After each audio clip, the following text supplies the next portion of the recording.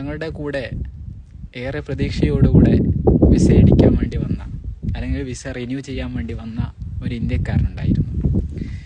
പക്ഷേ ഇവിടെ വന്നപ്പോൾ നിരാശനായി മടങ്ങേണ്ടി വരുന്നൊരവസ്ഥയാണ്.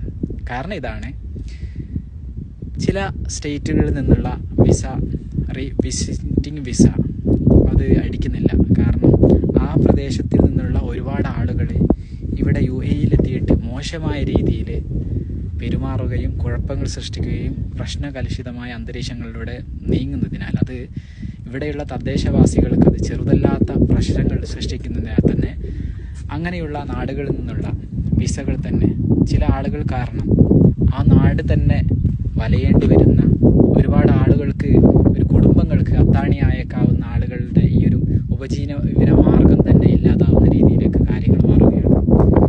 ഇന്ത്യയിൽ തന്നെ ഒരുപാട് സ്റ്റേറ്റ്സ്,